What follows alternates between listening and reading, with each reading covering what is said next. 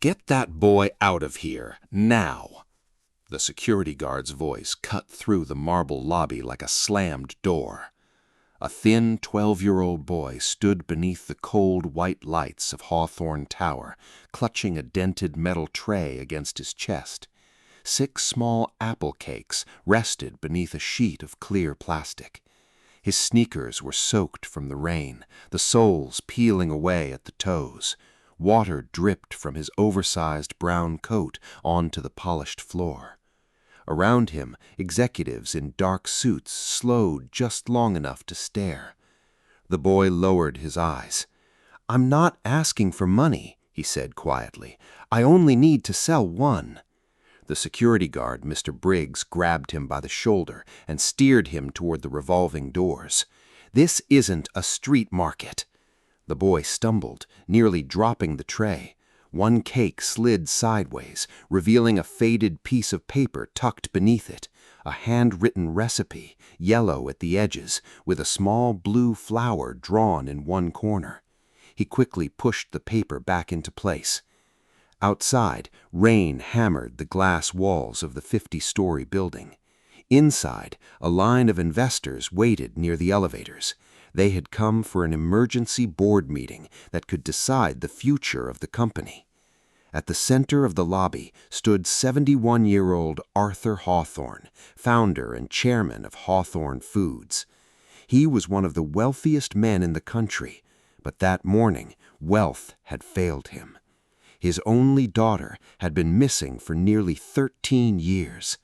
There had been no phone call, no letter, no confirmed sighting.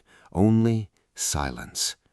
Arthur had learned to carry that silence behind expensive suits and carefully measured words, but those closest to him knew he still kept her bedroom untouched. They knew he never scheduled meetings on her birthday. They knew the company's famous apple cake line had been discontinued because he could no longer bear the smell. Arthur was speaking to his attorney when the scent reached him. Warm apples, brown sugar, a trace of cinnamon and orange peel. His body went still. The attorney continued talking, but Arthur no longer heard him. Across the lobby, the boy was being pushed toward the exit. The plastic covering his tray had lifted slightly, allowing steam from the freshly baked cakes to escape. Arthur's face lost its color. "Stop!" The word was barely louder than a breath, yet the lobby seemed to hear it. Mr. Briggs paused. Arthur walked forward slowly, his polished shoes echoing against the marble. As each step, his hands began to tremble. The boy looked up. His face was pale from the cold, but his eyes were steady, gray-green eyes that Arthur had seen every day of his life until 13 years ago. Arthur stopped in front of the tray. "Where did you get these?" he asked. The boy tightened his grip. "I made them." "That recipe, who taught you?" The boy glanced toward the glass doors, as though measuring the distance to escape. "My mother." Arthur reached beneath the nearest cake and pulled out the stained paper before the boy could stop him. The handwriting slanted slightly to the left. The R had a long curved tail. In the corner was the tiny blue flower Arthur's daughter used to draw on every birthday card she had ever given him. His knees almost gave way. The board members watched in stunned silence as the powerful chairman pressed the old recipe against his chest. Tears filled his eyes so quickly that he did not bother hiding them. "What is your mother's name?" he asked. The boy hesitated. Then he gave an answer that made Arthur drop the paper.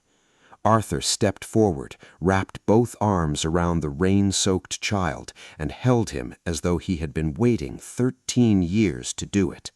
The boy stood frozen inside the stranger's embrace. Then Arthur whispered into his ear, "You have her eyes." The boy's name was Ethan Cole. For most of his 12 years, he had learned not to trust people who wore expensive shoes. They usually looked past him, stepped around him, or called someone to make him disappear. But the old man holding him in the middle of Hawthorne Tower was different. His arms trembled, his breathing was uneven. He was not hugging Ethan like a stranger, he was holding him like family. Ethan slowly pulled away. "My mother's name is Claire Cole," he repeated. Arthur Hawthorne stared at him as though the name had opened a door inside a house he had locked years ago. Claire, his daughter's middle name. But before Arthur could ask another question, Ethan grabbed the fallen recipe and carefully placed it beneath the cakes. "I have to go," he said. Arthur looked at the rain outside. "Where is your mother?" Ethan's expression changed.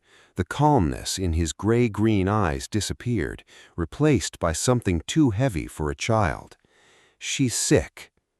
That morning, Ethan had left a narrow room above a closed laundromat on the south side of the city. The room had one window, a leaking sink, and a radiator that only worked when the landlord remembered to turn it on. His mother lay beneath two thin blankets on a mattress near the wall. Claire had once worked nights in restaurant kitchens, washing dishes until her hands cracked and bled. She never complained. Whenever Ethan asked why she smiled, even when they had no money, she always gave him the same answer. "Being poor can empty your pockets, but don't let it empty your heart." 3 months earlier, Claire had collapsed at work. Since then, her strength had faded quickly. Some days she could sit by the window and help Ethan mix batter. Other days she could barely lift a cup of water. The apple cakes were the only thing they still made together. Claire never used a measuring cup. She worked from the stained recipe written in her own handwriting, adding cinnamon by touch and orange peel by scent. She had warned Ethan never to lose that paper. "It belonged to someone who loved me before I disappeared," she once said. Ethan had asked who she meant. Claire only folded the recipe and placed it in the inside pocket of his brown coat. "When the right person smells these cakes," she whispered, "you'll know." Ethan had never understood. He only knew they needed money for medicine, and the office workers near Hawthorne Tower sometimes bought food from street vendors. He had baked 12 cakes before sunrise. He sold 6 outside the subway station, but the rain drove everyone away before he could sell the rest. Now he stood surrounded by marble walls and silent strangers, while one of the richest men in the country stared at him as though the boy carried an answer to every prayer he had ever made. Arthur crouched to Ethan's height. "Take me to her." Ethan stepped back. "No." The word surprised everyone. Arthur's attorney lowered his folder. Mr. Briggs remained frozen beside the doors. Arthur's voice softened. "Why not?" Ethan looked down at his old shoes. "Because she made me promise never to bring anyone from this building to our home." Arthur's face tightened. "Did she say why?" Ethan shook his head. Then he reached into the small canvas backpack hanging from his shoulder and pulled out an old photograph. The picture showed a much younger Arthur Hawthorne standing beside a smiling teenage girl beneath a flowering apple tree. But someone had torn Arthur's face down the middle. Ethan held the photograph tightly. "My mother keeps this under her pillow," he said. "Every night she looks at it and cries." Arthur touched the torn edge with one trembling finger. Then Ethan added the words that turned his grief into fear.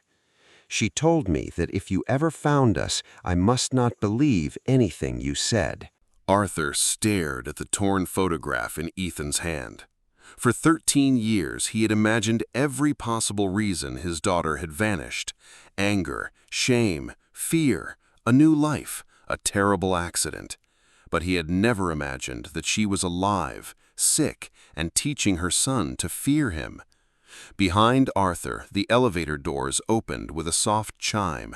3 board members stepped into the lobby, followed by Vivian Cross, the company's chief legal officer.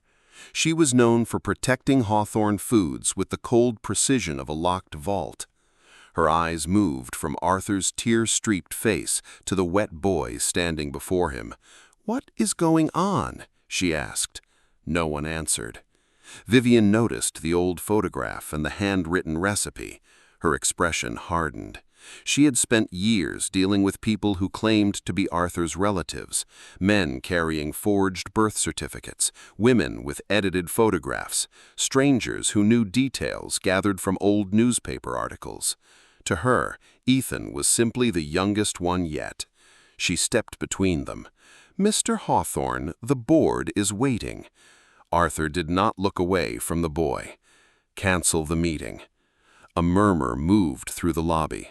The emergency meeting involved a merger worth hundreds of millions of dollars. Investors had flown across the country to attend. Arthur had never canceled a board meeting in his life. Vivian lowered her voice. This could be a setup. Ethan heard her. He carefully returned the photograph to his backpack, then placed the tray on a nearby table. "I didn't come here to meet him. I came to sell cakes." Vivian studied his torn coat and muddy shoes. "And somehow you walked into the one building connected to that recipe?" Ethan did not argue. He pulled the plastic sheet over the cakes and tightened the string around the tray. His fingers were red from the cold. Arthur turned toward Vivian.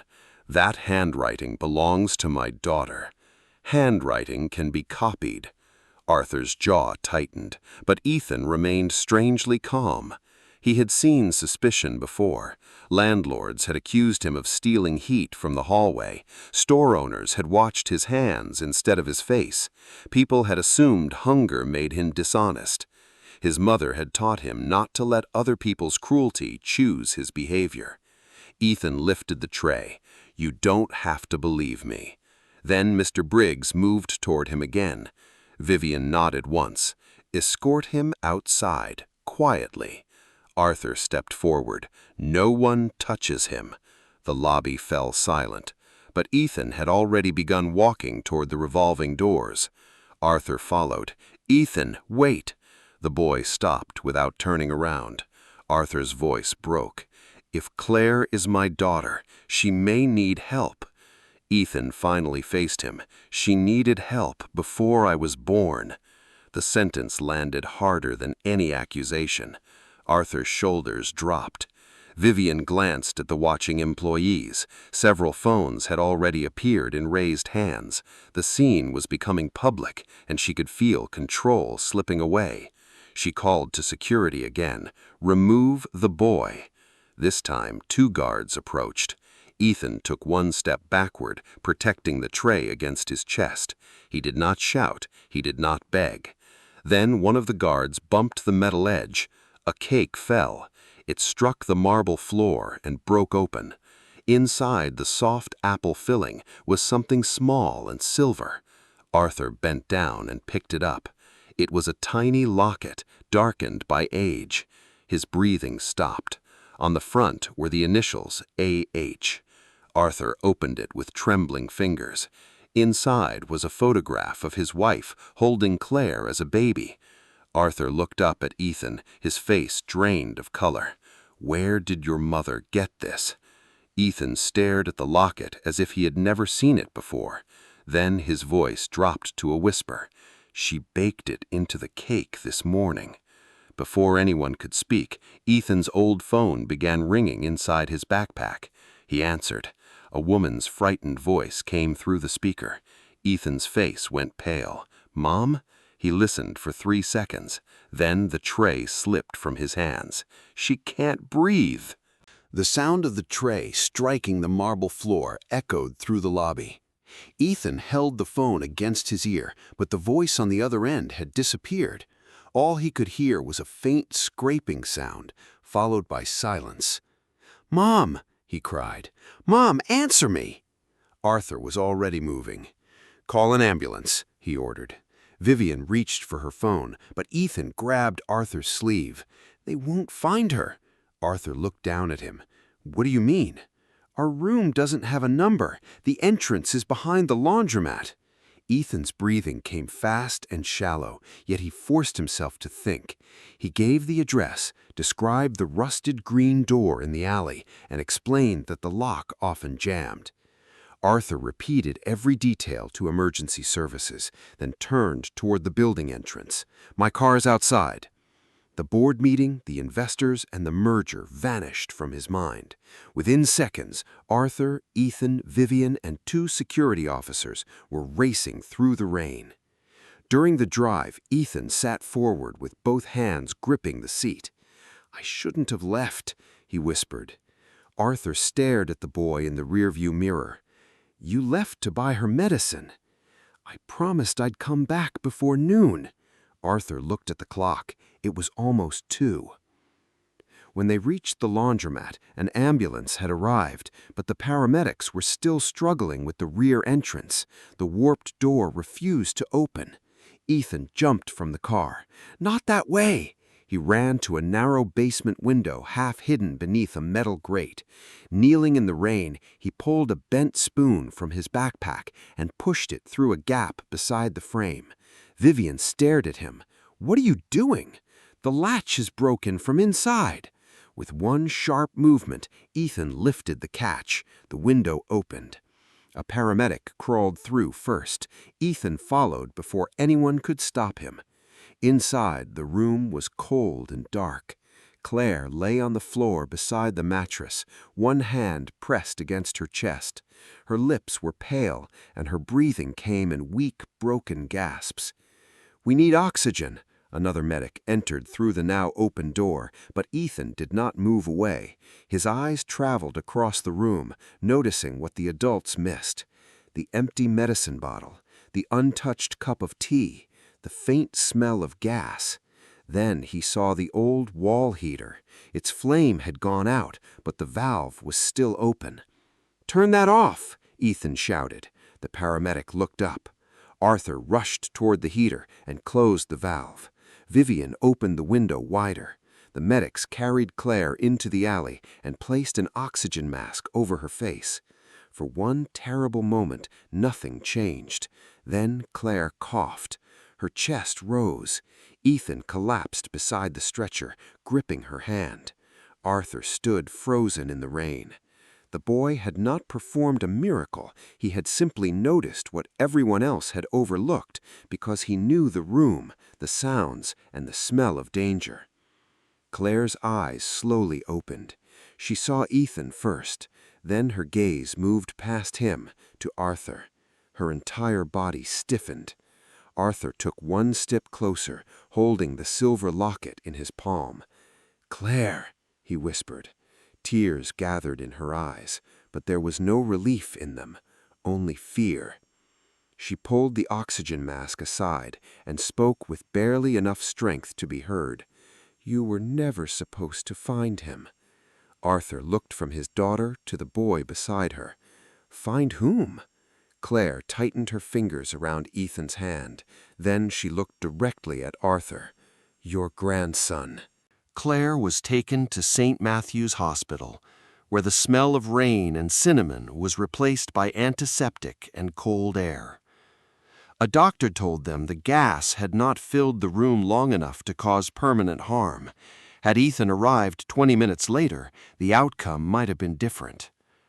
Arthur sat outside Claire's room with the silver locket closed inside his fist. Across from him, Ethan stared at his muddy sneakers. His brown coat was draped around his narrow shoulders, and the stained recipe rested safely in his backpack. "You noticed the heater before anyone else," Arthur said. Ethan shrugged. "My mom taught me." Years earlier, when Ethan was 6, the same heater had begun leaking during winter. Claire had smelled gas and carried him outside before she collapsed on the stairs. Afterward, she taught him to recognize every warning their broken room could give. The faint hiss of a loose valve, the sour metallic smell, the silence when a flame suddenly died. She had no money for a new heater, so she gave her son knowledge instead. The door opened. Claire lay propped against white pillows, her face still pale. When Arthur entered, she turned toward the window. Ethan sat beside her and placed the locket in her palm. "You hid it in the cake," he said. Claire looked at him for a long moment. "I needed him to recognize you." Arthur's voice tightened. "Then why teach him not to trust me?" Claire opened the locket. Inside, beside the photograph, was a folded strip of paper so small that Arthur had not noticed it. She handed it to him. The ink had faded, but he recognized the message immediately. "You made your choice. Do not come back. You are no longer my daughter." Arthur shook his head. "I never wrote this." Claire's eyes filled. "It came from your office." 13 years earlier, Claire had told Arthur she was pregnant. The father, Michael Cole, was a young baker who worked in one of Hawthorne Foods' smallest kitchens. Arthur had been furious, not because Michael was poor, but because Claire planned to abandon college and disappear into a life she had barely begun to understand. Their argument ended with words neither of them meant. Arthur told her to go home and give him one night to think. The next morning, Claire received the letter.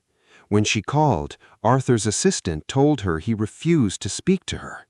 When she returned to the building, security removed her before she reached the elevator. Arthur slowly turned toward Vivian, who stood near the door.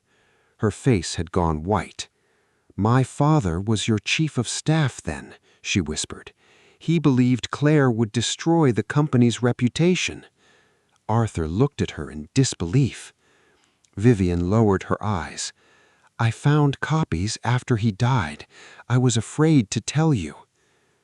Claire pressed the locket against her chest. Michael died in a delivery accident 2 months before Ethan was born.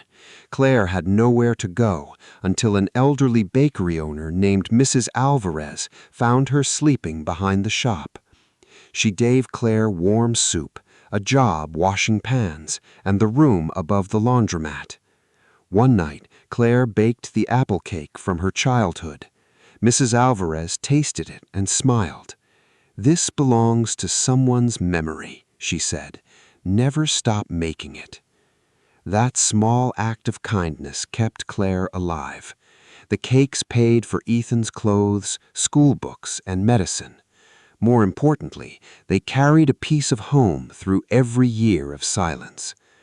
The blue flower on the recipe had been drawn by Arthur's late wife. The brown coat Ethan wore had once belonged to Claire, and the locket was the last gift her mother gave her. Claire looked at Arthur. "I hated you for abandoning me, but when I realized I might not survive, I couldn't let Ethan remain alone." Arthur's tears fell onto the forged letter. "So you sent him to my building." "I sent the cakes," Claire said. "I trusted you would remember their smell." Ethan reached into his backpack and placed the final unbroken cake between them. Arthur stared at the tiny blue flower pressed into its crust. Then Claire spoke the truth that broke what remained of his heart. Every birthday, Ethan baked one for the grandfather he believed didn't want him. Arthur Hawthorne did not return to the boardroom that afternoon. For the first time in 43 years, he allowed a billion-dollar decision to wait. He stayed beside Claire's hospital bed. When she fell asleep, he sat in the hallway with Ethan between his knees, carefully tying the loose sole of the boy's sneaker with a strip torn from a clean handkerchief. Ethan watched him in silence. "Are you really my grandfather?" he finally asked. Arthur's hand stopped. "I should have been. I should have been there for every birthday." Ethan looked toward his mother's room. "You didn't know." "No," Arthur whispered, "but I stopped searching too soon." The next morning, Arthur called an emergency meeting. not with the investors, but with every executive, legal officer, and security manager in Hawthorne Tower. Vivian stood before them and admitted what her father had done and what she had hidden. She resigned before Arthur could ask. But Arthur did not humiliate her. He looked at the people seated around the long glass table and placed the forged letter in front of them. "This company became powerful because we protected its name," he said. "Yesterday, I learned what happens when protecting a name becomes more important than protecting people." He canceled the merger. Then he created a permanent assistance program for employees facing medical emergencies, housing crises, and family hardship.